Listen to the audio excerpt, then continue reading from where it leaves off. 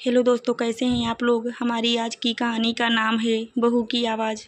बाहर बरामदे में बीना देवी अपनी बेटी रूपाली के साथ खड़ी थी। दोनों के चेहरे पर बनावटी चिंता और आंखों में छिपी उत्सुकता साफ झलक रही थी। लेकिन सच तो यह था कि बेटी बहू का झगड़ा उनके दिल को सुकून दे रहा था। अंदर से अचानक अंकित की भारी और तमतमाई हुई आवाज़ गूंजी। अरे नौकरी करती हो तो क्या कोई पहाड़ तोड़ने का काम करती हो। तुमने तो यह रोज रोज का नाटक ही बना लिया है और ऐसा दिखाती हो कि जैसे तुम इस घर की अकेली करता धरता हो। अरे छोटी सी नौकरी है तुम्हारी, तुम कोई पहाड़ तोड़ने का काम नहीं करती हो। अंजलि, जो अब तक खुद को संभाले बैठी थी, उसकी बात सुनकर तिलमिला उठी और पलट कर बोली, तो तुम भी कौन सा पहाड़ तोड़ रही हो। अंकित, दिन भर दोस्तों के साथ घूमना, शाम को घर आकर हुक्म चलाना, यही तुम्हारी नौकरी है। अंकित की आंखें गुस्से से लाल हो गईं। उसने दांत पीसते हुए कहा, ज़्यादा जुबान मत चलाओ। तुम्हारी नौकरी कोई बहुत बड़ी नौकरी नहीं है। इस छोटी सी तनख्वाह के लिए तुमने घर को ताक पर रख दिया है। एक छुट्टी तक नहीं लेती। अरे मेरी बहन घर आई हुई है, माँ सामने बैठी हैं और तुम ऐसे अकड़ रही हो जैसे घर तुम्हारे पैसे से चल रहा है। कल को माँ नहीं रहेंगी तो क्या होगा। तुम तो मेरी बहन की इज्जत भी नहीं करोगी। तुम्हें अपनी नौकरी इतनी प्यारी है तो यहाँ रहने की ज़रूरत ही क्या है। बाहर खड़ी माँ बेटी यह सुनकर एक दूसरे की तरफ देखने लगी। बीना देवी ने मुंह पर हाथ रखकर हंसी दबाई और धीमी आवाज में रूपाली से बोली, देखा, अब आएगा ऊँट पहाड़ के नीचे। बहुत दिनों से बड़ी अकड़ में थी, अब मजा आ रहा है। रूपाली ने भी मुंह तिरछा करके ऐसे हंसी हंसी, लेकिन अंजलि का सब्र अब टूट चुका था। हाँ, तुम सही कहते हो, मुझे यहाँ रहने की कोई ज़रूरत नहीं है। लेकिन एक बात सुन लो, मैं नौकरी नहीं छोड़ सकती। जिसे मेरी और मेरी मेहनत की कदर नहीं, उसके साथ मैं एक छत के नीचे नहीं रह सकती। अंकित ने ठहाका लगाकर कहा, हाँ हाँ, तो चली जाओ, तुम्हारे बिना क्या घर नहीं चल सकता। तुम्हारी सैलरी से क्या सबका पेट भरता है। उससे तो बस तुम्हारा ही पेट भर सकता है। और वैसे भी मैं देखता हूँ तुम्हें तुम्हारे मायके में कौन रखेगा। यह सुनकर अंजलि तिलमिला गई। बस फिर क्या था। अंजलि ने झटके से दरवाज़ा खोल दिया। दरवाज़ा खुलते ही सामने खड़ी माँ बेटी को देखकर वह एक पल को ठिठक गई। बीना देवी ने बनावटी घबराहट दिखाते हुए कहा, हम तो बस देखने आ रहे थे कि इतना क्यों लड़ रहे हो। अरे जरा शर्म है कि नहीं, इतनी जोर से चिल्ला रहे हो कि पूरा मोहल्ला सुन रहा है। बीना देवी बोलती रही, मगर अंजलि बिना कुछ कहे रसोई में गई, एक गिलास पानी पिया और फिर सीधे कमरे में आकर अपने बैग में कपड़े रखने लगी। यह दृश्य देखकर बीना देवी की भौहें तन गई। उन्होंने तुरंत आंखों से अंकित को इशारा किया, जैसे कि वह कमरे से बाहर निकली।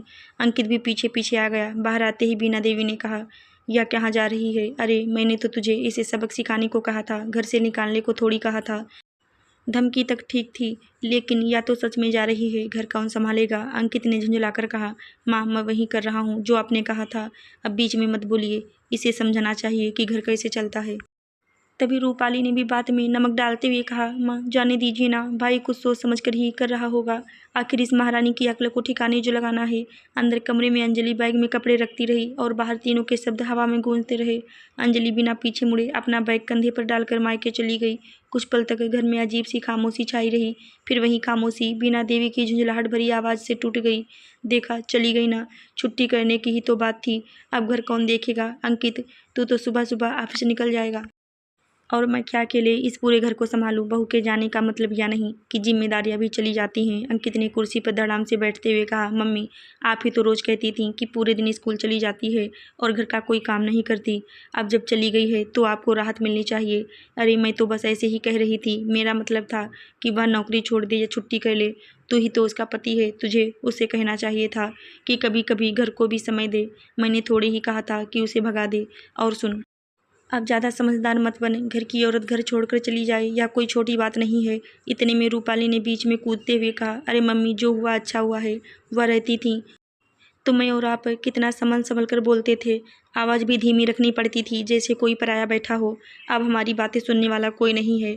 अब तो खुलकर सांस ले सकते हैं। बीना देवी ने रूपाली की तरफ तीखी नज़र से देखते हुए कहा, अब तू ही तो कह रही थी कि जब तू आती है तो भाभी छुट्टी क्यों नहीं करती।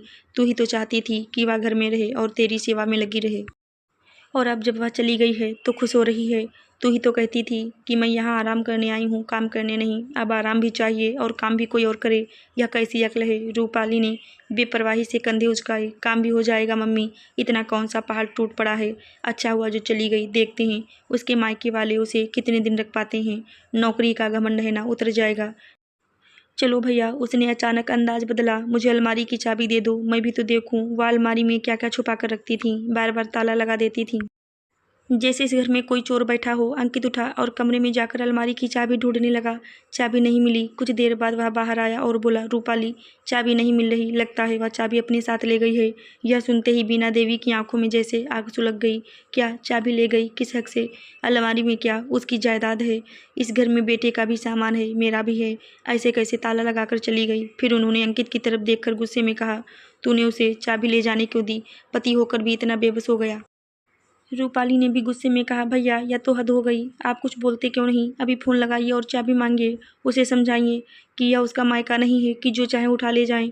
अंकित ने झल्लाकर फ़ोन उठाया और अंजलि को कॉल किया। 1 बार 2 बार 3 बार फ़ोन बजता रहा, लेकिन उधर से कोई जवाब नहीं आया। फ़ोन नहीं उठा रही। उसने खींच कर कहा, अब तो बीना देवी सचमुच माथा पीटने लगी। हाय राम, जाने मेरे नसीब में कैसी बहू लिखी थी। खुद तो चली गई, ऊपर से घर को भी बंद करके चली गई। यह क्या दिखाना चाहती है? मायके जाकर जहर भरेगी सबके कानों में और यहाँ हमें बदनाम करके छोड़ेगी। इतने में दरवाजे के बाहर से आवाज़ आई, अरे बीना, अंदर हो कि नहीं? यह पड़ोसन सावित्री देवी की आवाज़ थी। आवाज़ सुनते ही बीना देवी की आंखें फैल गईं। उन्होंने फुसफुसाकर कहा, लो, अब यह भी आ गई। लगता है मोहल्ले में खबर फैल गई। सावित्री के आने का मतलब साफ है, पूछताछ करने आई है। यह तो पूरे मोहल्ले की रिपोर्टर है। फिर उन्होंने अंकित की तरफ देखकर कहा, देखा, बहू के जाते ही तमाशा शुरू। रूपाली ने होठ सिकोड़कर कहा, चलो मम्मी, मैं और आप ही चलते हैं, देखते हैं क्या पूछती हैं।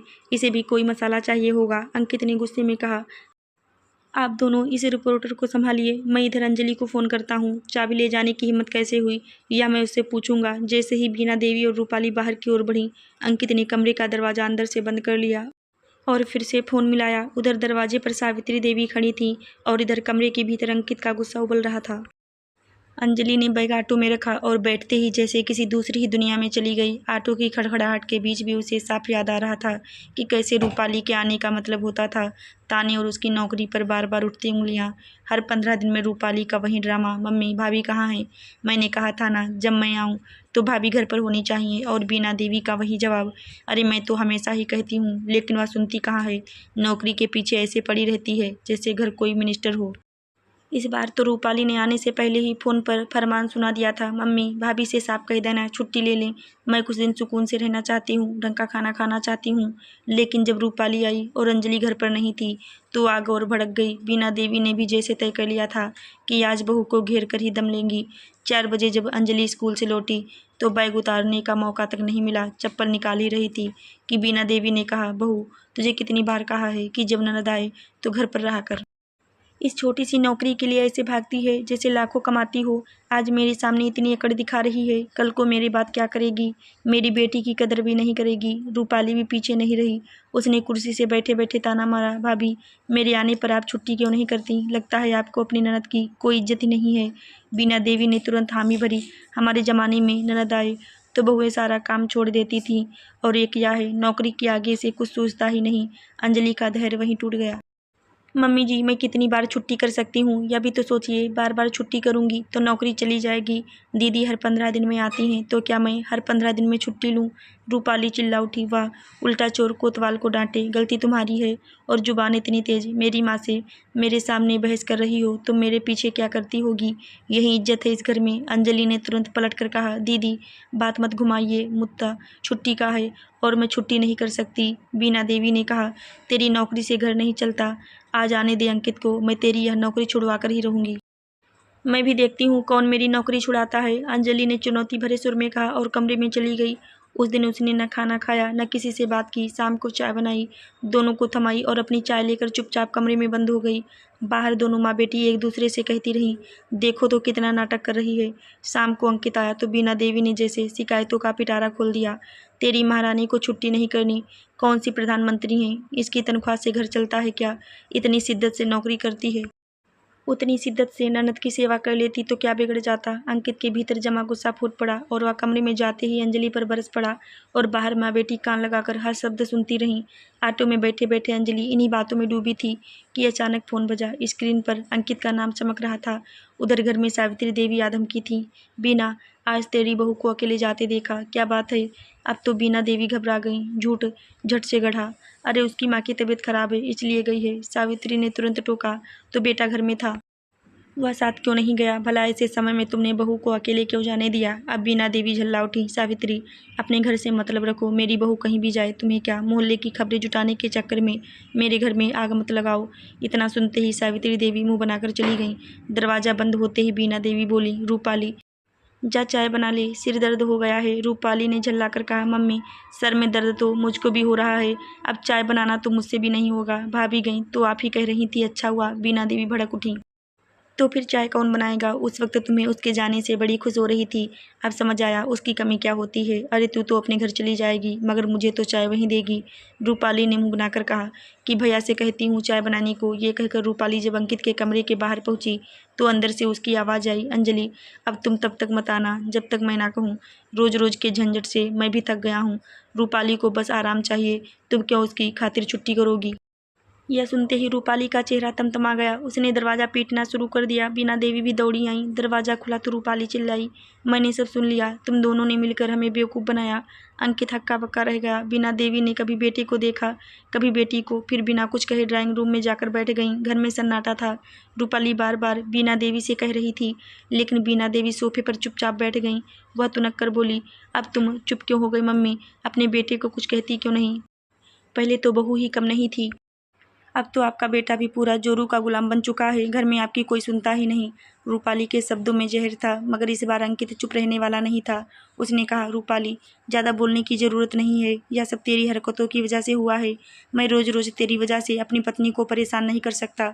तू चाहती क्या है कि हमारे बीच हर वक्त लड़ाई होती रहे? उसने एक गहरी सांस ली और फिर बोला, और हाँ मुझे सब पता है, जब मैं और अंजलि लड़ रहे थे, तुम और माँ बाहर खड़े होकर मज़े ले रहे थे। तो कैसी बहन है जो भाई का घर टूटता देखकर खुश हो रही थी? रूपाली का चेहरा तमतमा गया। उसने तुरंत माँ की तरफ देखा और शिकायत भरे स्वर में बोली, देखो मम्मी, भाई मुझसे किस तरह बात कर रहा है। मैं इस घर की बेटी हूँ, कोई गैर नहीं हूँ। इतना सुनते ही बीना देवी अचानक खड़ी हो गईं। उनके चेहरे पर गुस्सा और पछतावा एक साथ उभर आया। उन्होंने बिना एक पल सोचे रूपाली के गाल पर जोरदार थप्पड़ मार दिया। थप्पड़ की आवाज़ कमरे में गूंज गई। बिल्कुल सही कह रहा है अंकित, बीना देवी कठोर आवाज़ में बोली, और मुझे भी यही करना चाहिए था, लेकिन यह मेरी गलती है कि मैं अब तक चुप रही। फिर उन्होंने आंखों में आंसू और आवाज़ में मजबूती के साथ कहा, अच्छा हुआ, मुझे समय रहते समझ आ गया। उन्होंने अंकित की ओर मुड़कर कहा, अंकित तू अभी इसी वक्त जाकर अंजलि को लेकर आ और इसको।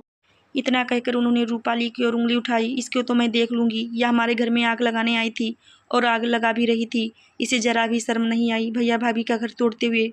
बीना देवी का लहजा और तीखा हो गया। मैं कब से कह रही थी कि अंजलि का जाना अच्छा नहीं हुआ, मगर यह तो खुश हो रही थी। जरा सा मैंने चाय बनाने को कहा तो कहने लगी मेरी हिम्मत नहीं है, और चाय बनवाने अपने भाई के पास जा रही थी। अरे जो अपनी माँ के लिए चाय तक नहीं बना सकती वह और क्या करेगी? मैंने हमेशा बहू पर उंगली उठाई, मगर आज पहली बार अपने गिरेबान में झांका है। मेरी बहू ने जितना इस घर के लिए किया उतना कोई नहीं कर सकता। बस मुझे समझने में देर हो गई। माँ की ये बातें सुनकर अंकित की आंखें नम हो गईं। उसने बिना देर किए अंजलि को फ़ोन लगाया। उधर ऑटो में बैठी अंजलि ने जब अंकित की बदली हुई आवाज़ सुनी तो एक पल को चुप रह गई। अंकित ने कहा, अंजलि वापस आ जाओ। अंजलि ने ऑटो वाले से लौटने को कहा और कुछ ही देर में घर के सामने खड़ी थी। दरवाज़ा खुलते ही बीना देवी उसके सामने आ गई। उन्होंने कांपते हाथ जोड़ दिए और कहा, बहू मुझे माफ़ कर दो, मैंने तुझे समझा नहीं, तेरी मजबूरी नहीं देखी, मैं ही गलत थी। अंजलि की आंखों से आंसू बह निकले। वह कुछ कह नहीं पाई, बस चुपचाप सिर झुका लिया। उसी वक्त रूपाली गुस्से से अपना बैग उठाकर बोली, ठीक है मैं चलती हूँ, अब यहाँ मेरी कोई जगह नहीं, और बिना पीछे देखे घर से निकल गई। रूपाली के जाते ही बीना देवी ने अंजलि का हाथ थाम लिया था और पहली बार महसूस किया कि सच को स्वीकार करना ही सबसे बड़ा समाधान होता है। उन्होंने तुरंत अपनी बहू से माफ़ी मांगी। अंजलि अब अंकित की तरफ देखकर मुस्कुरा रही थी कि आज एक झूठे नाटक ने किस तरह से घर को बदल कर रख दिया। आंखों ही आंखों में वह अंकित को धन्यवाद दे रही थी, जिसे बंद कमरे में इशारों से कहा था कि तुम सच में चली जाओ, तभी इन दोनों को अक्ल आएगी। और बीना देवी को सचमुच समय रहते अक्ल आ गई थी। आशा करती हूँ दोस्तों आपको हमारी कहानी ज़रूर अच्छी लगी होगी। धन्यवाद।